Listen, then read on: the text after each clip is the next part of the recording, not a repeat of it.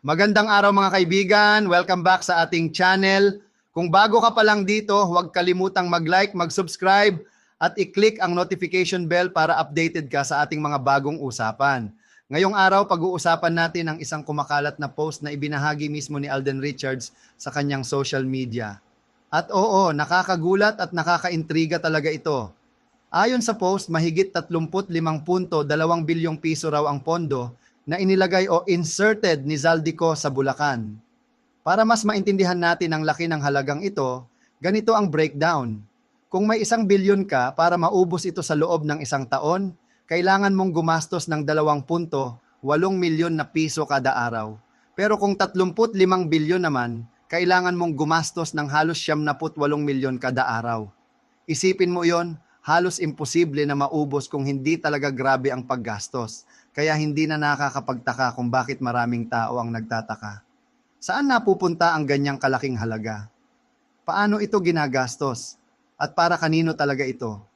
Mismong si Alden Richards, isang sikat na aktor, nagbigay ng reaksyon at sinabing, "May araw ka rin."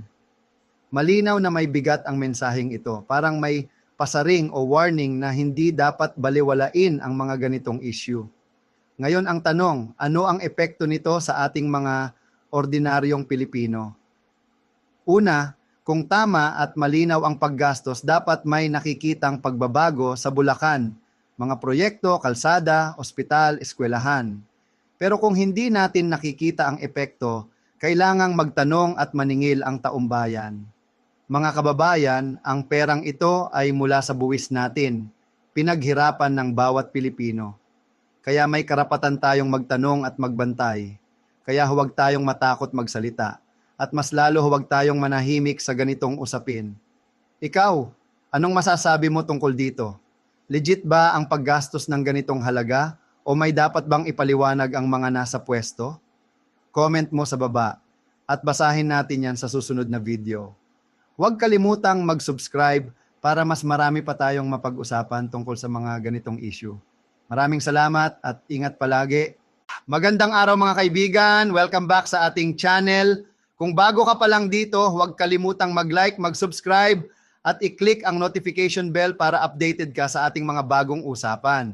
Ngayong araw, pag-uusapan natin ang isang kumakalat na post na ibinahagi mismo ni Alden Richards sa kanyang social media. At oo, nakakagulat at nakakaintriga talaga ito. Ayon sa post, mahigit 35.2 bilyong piso raw ang pondo na inilagay o inserted ni Zaldico sa Bulacan. Para mas maintindihan natin ang laki ng halagang ito,